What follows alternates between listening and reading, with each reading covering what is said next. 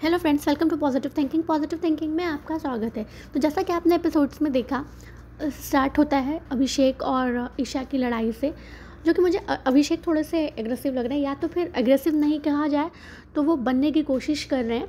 और वो मतलब बहुत जल्दी में है। उन्हें, जैसा कि अरुण ने कहा, बिल्कुल सही कहा कि ये 80 की स्पीड से जा रहे हैं तो पेट्रोल जल्दी ख़त्म हो जाएगा। तो बिल्कुल सही बात है। अभिषेक को थोड़ी अपने ऊपर लगाम लगानी चाहिए। वो बेलगाम घोड़े जैसे दौड़ रहे हैं, जो कि अच्छा नहीं लग रहा। हर बात पर गुस्सा करना, हर बात पर चीखना चिल्लाना। बिग बॉस ये नहीं है कि हर बात पर आप चिल्ला चिल्ला करके बात कर रहे हो, ये नहीं है।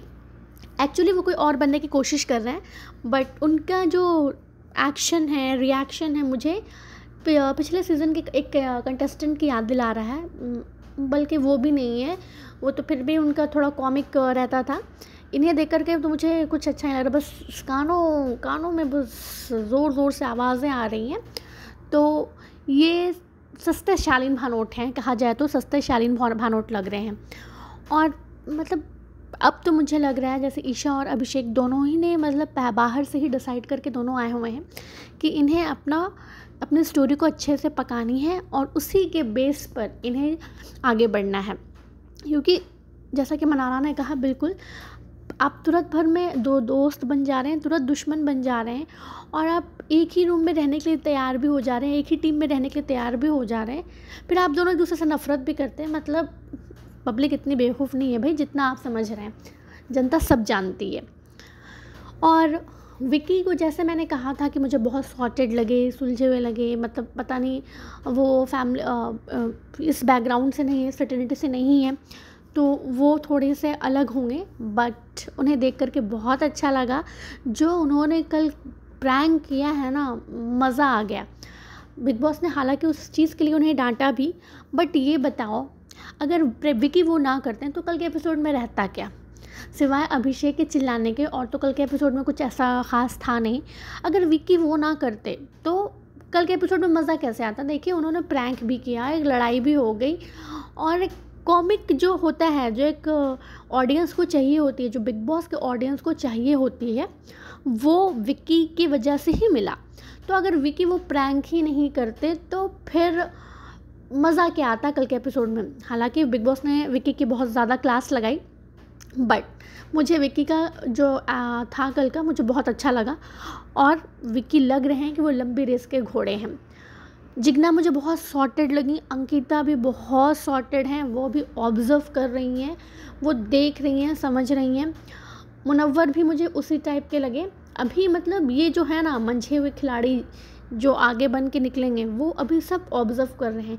ऐश्वर्या हैं, मुनव्वर हैं, अंकिता है, ये लोग आपने देखा होगा एकदम काम कंपोस्ट। ये पहले ऑब्ज़र्व कर रहे हैं कौन कैसा है, उसके बाद फिर ये अपने गेम स्टार्ट करेंगे।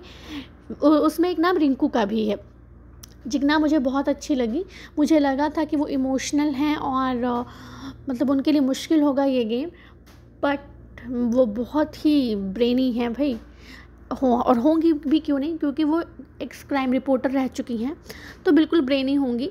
उन्होंने बिल्कुल, जिग्ना और सना, ये दोनों ने मतलब पहले ही दिन ही प्लान कर लिया कि कपल्स को अलग कर दो। और बहुत सही स्ट्रैटेजी थी, क्योंकि देखिए कपल्स के पास एक वो स्ट्रॉन्ग हैं, वो कपल्स एक स्ट्रॉन्ग है क्योंकि उन्हें उनके कपल का सपोर्ट है, तो वो पहले से ही स्ट्रॉन्ग हैं। तो ये बिल्कुल उन्होंने सही कहा कि उन दोनों को, कपल्स को अलग करो। उनकी जो ताकत है, उन्हें वहाँ से, मतलब उनको कंफर्ट जोन से, बेसिकली कहने का मतलब था, उनके कंफर्ट जोन से निकालो। अलग करने का सेंस कुछ और नहीं था, उनके कंफर्ट जोन से निकालो।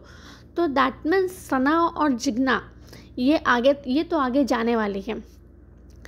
और नावीद, मैंने पहले ही कहा था कि नावीद का मुझे नहीं लगता है कि वो उतना लंबा जाएंगे, और कल के पूरे एपिसोड में नावीद कहीं दिखे भी नहीं है। और मतलब पूरा घर लड़ रहा है, लेकिन वो अभिषेक को देख रहे हैं और उसकी तारीफ़ें कर रहे हैं। तो नावीद का पता नहीं आगे कैसा होने वाला है, लेकिन कल का एपिसोड इंटरेस्टिंग था। और हाँ, बिग बॉस ने भी एकदम डंके की चोट पे कहा कि हाँ हूँ मैं बायस्ड, मैं रहूँगा बायस्ड। क्योंकि पिछले कुछ सीज़न से बिग बॉस पे ये इल्ज़ाम लगते आ रहे हैं कि वो बायस्ड है। तब उन्होंने खुले में बोल दिया भाई कि हाँ मैं हूँ बायस्ड।